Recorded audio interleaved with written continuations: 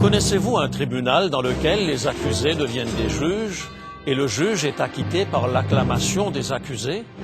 C'est le tribunal étonnant que nous présente le livre de l'Apocalypse. Découvrez aujourd'hui, dans le dernier épisode de notre série intitulée « Le monde fascinant de l'Apocalypse », jusqu'à quel point Dieu associe l'humanité à son plan de salut. Le temps du générique et nous entrons de plein pied dans la vision centrale, le point culminant de la révélation de Jésus à Jean.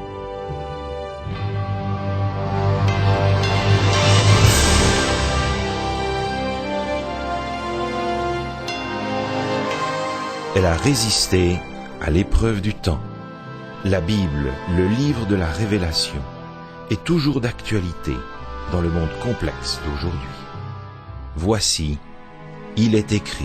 C'est un message de foi et d'espérance que vous présente maintenant José Élysée.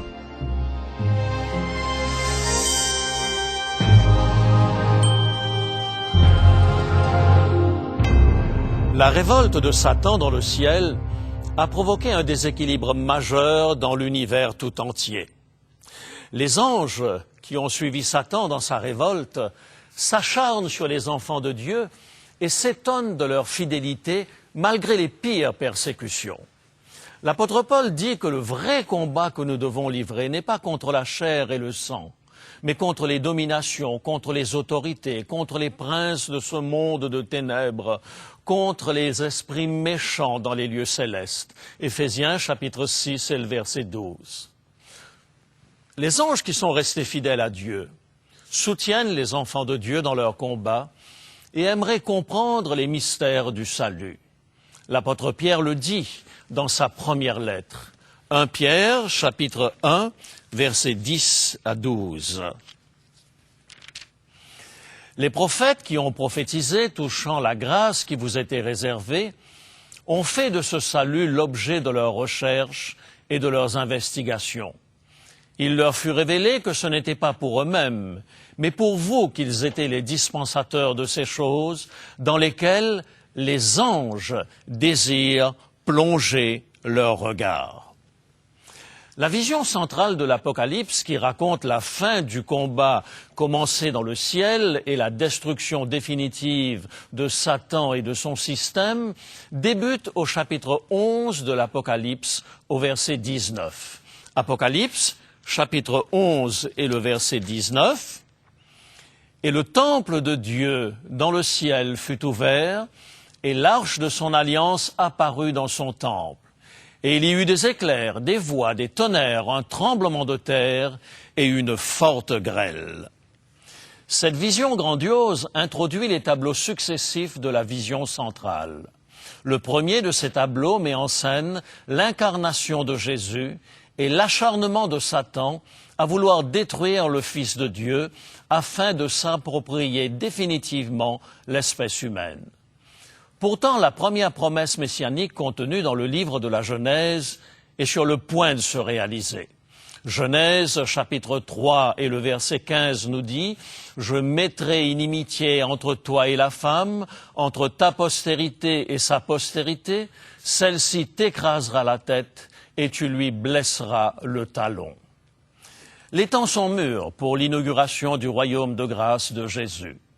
Les mages venus d'Orient, la vision de Zacharie au sujet de Jean-Baptiste, la prière de Siméon dans le temple, l'Annonciation, autant d'événements miraculeux qui annoncent l'imminence de la venue au monde du Sauveur de l'humanité.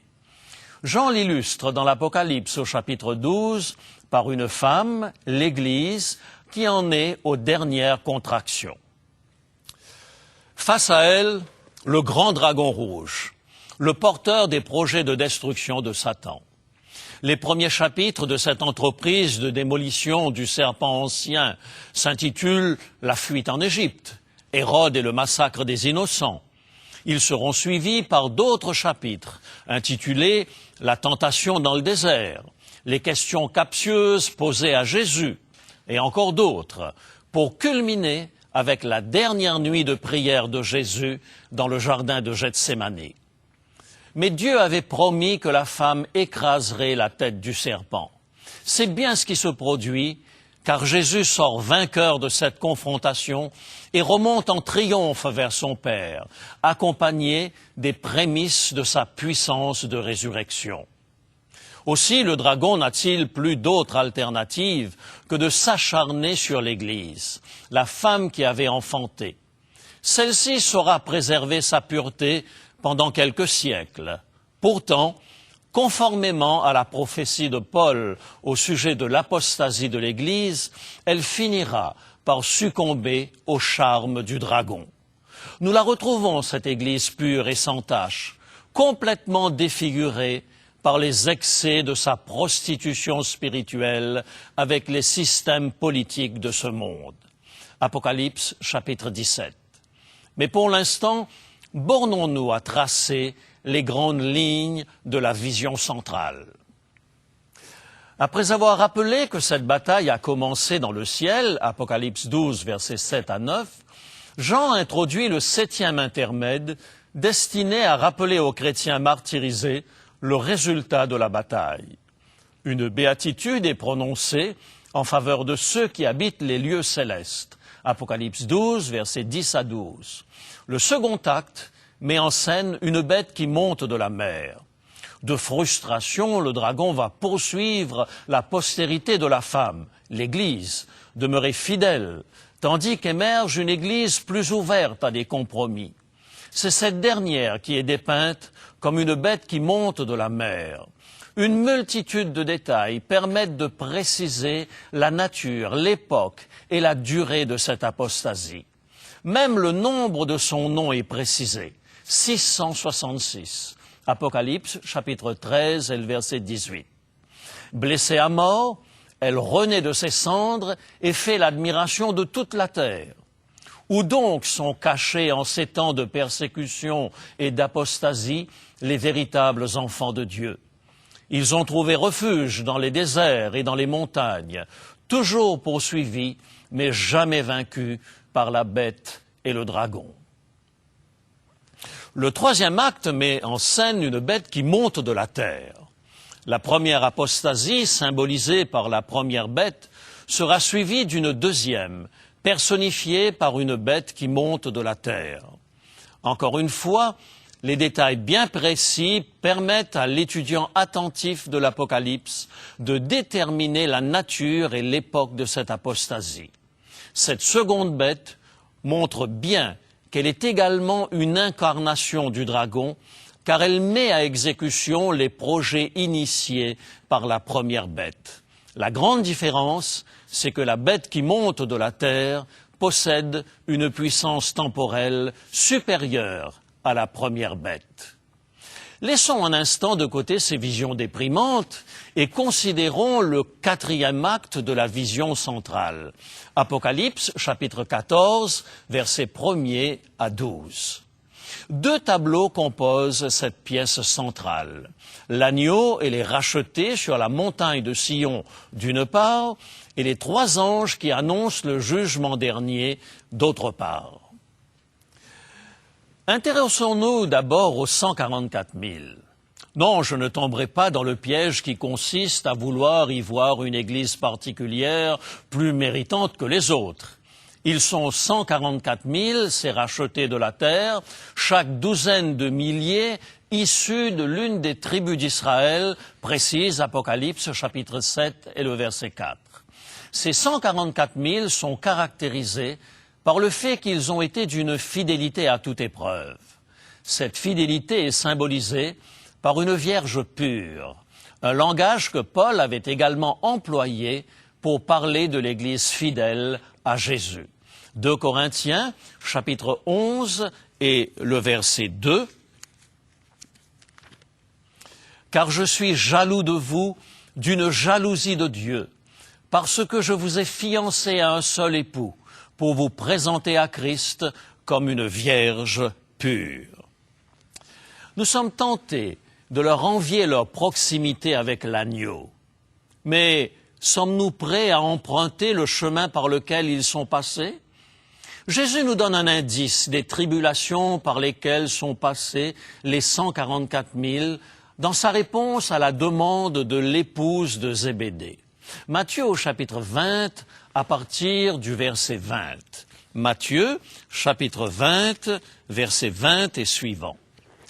Alors la mère des fils de Zébédée s'approcha de Jésus avec ses fils et se prosterna pour lui faire une demande. Il lui dit, « Que veux-tu » ? Ordonne, lui dit-elle, que mes 2 fils que voici soient assis dans ton royaume, l'un à ta droite et l'autre à ta gauche. Jésus répondit, « Vous ne savez ce que vous demandez. Pouvez-vous boire la coupe que je dois boire ?»« Nous le pouvons, dirent-ils. » Et il leur répondit, « Il est vrai que vous boirez ma coupe, mais pour ce qui est d'être assis à ma droite et à ma gauche, cela ne dépend pas de moi et ne sera donné qu'à ceux à qui mon Père l'a réservé. »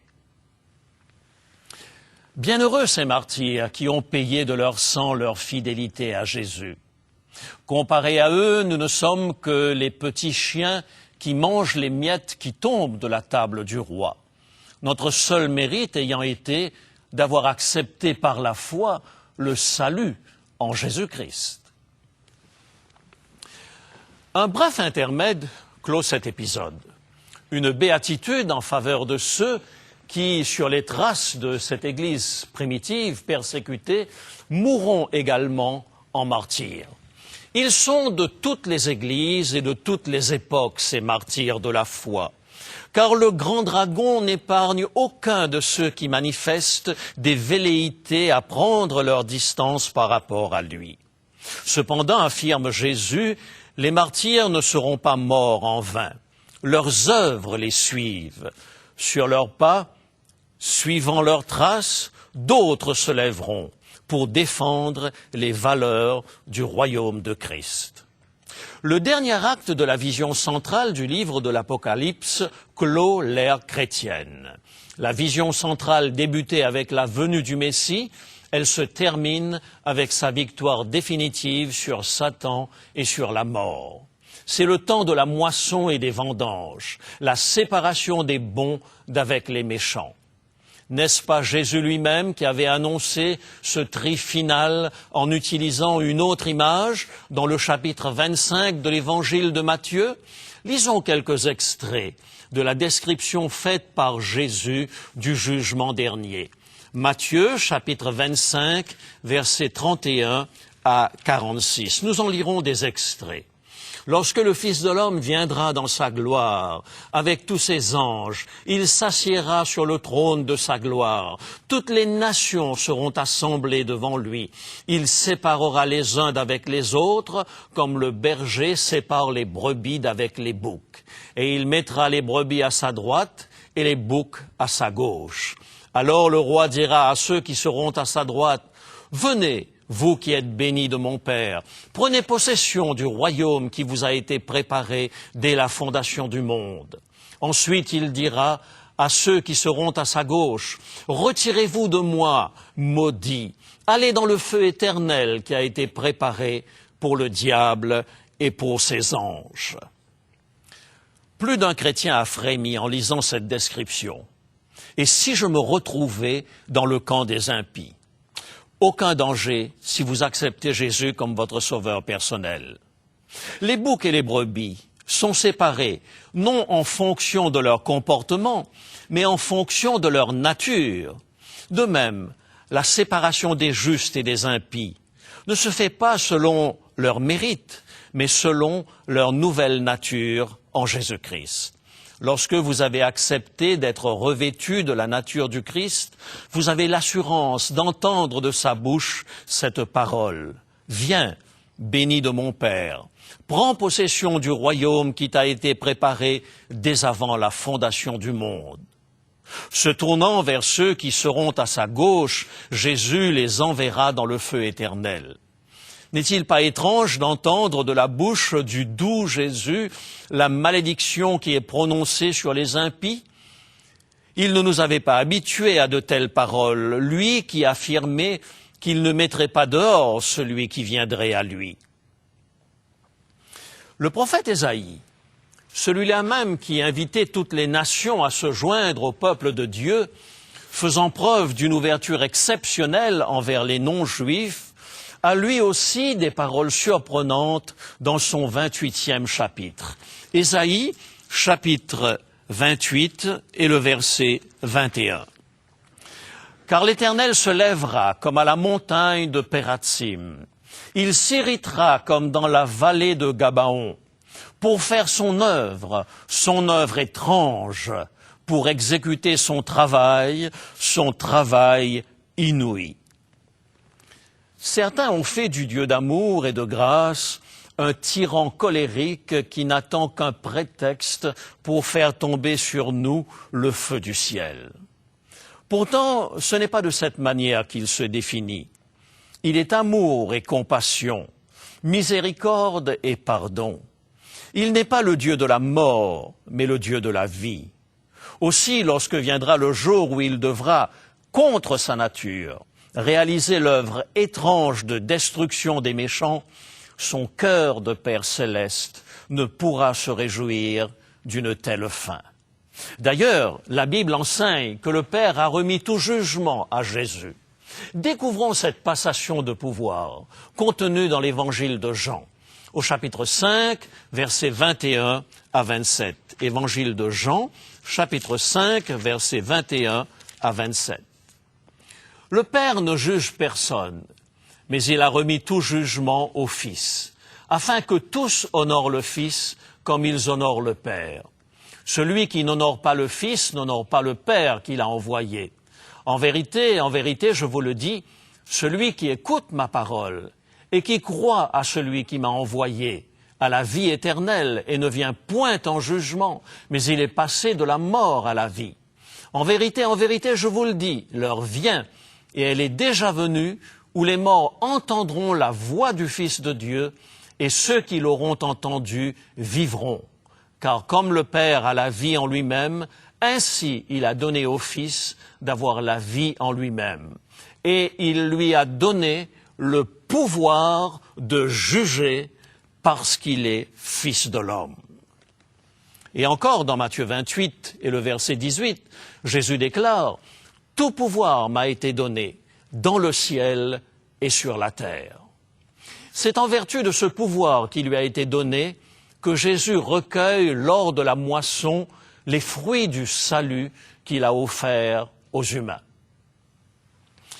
Plusieurs caractéristiques permettent d'identifier celui qui va moissonner la terre.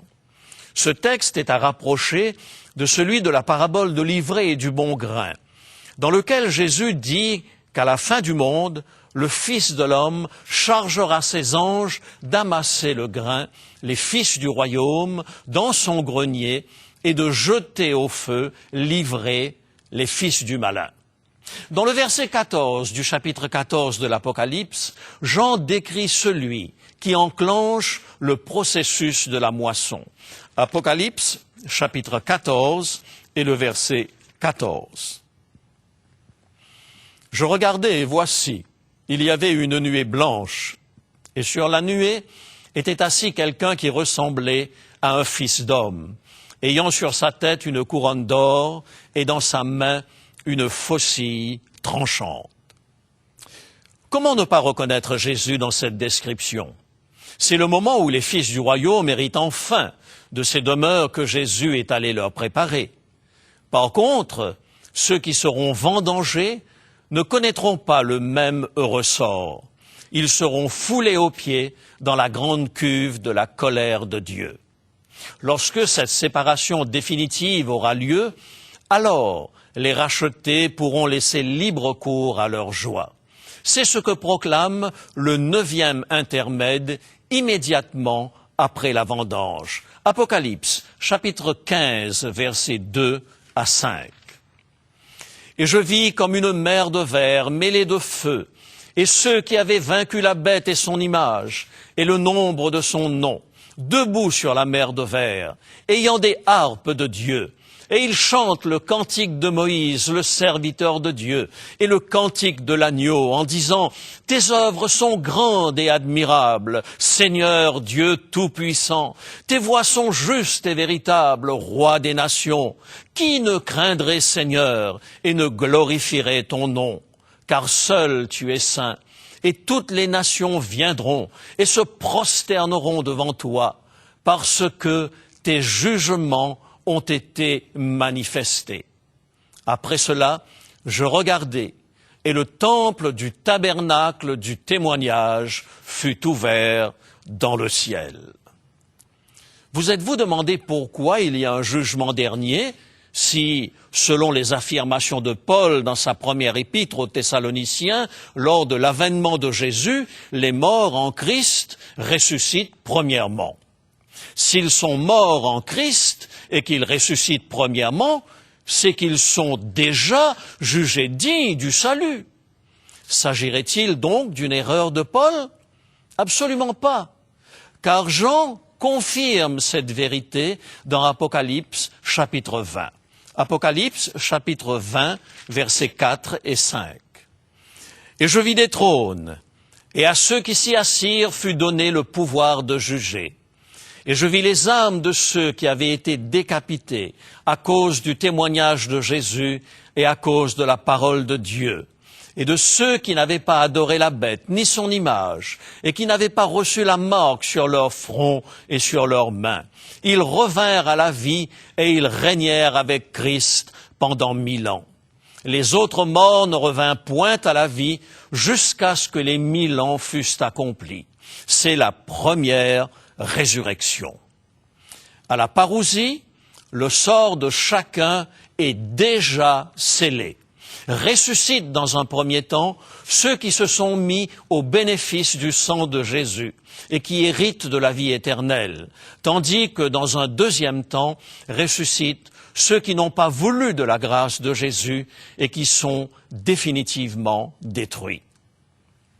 En fait, dans l'intermède qui clôt la vision centrale de l'Apocalypse, ce n'est pas du jugement des bons et des méchants dont Jean est témoin, mais bien de la reconnaissance par les rachetés de la justesse du jugement de Dieu. C'est ce que déclarent les versets 3 et 4 d'Apocalypse chapitre 15. Et ils chantent le cantique de Moïse, le serviteur de Dieu, et le cantique de l'agneau en disant « Tes œuvres sont grandes et admirables, Seigneur Dieu Tout-Puissant. Tes voies sont justes et véritables, Roi des nations.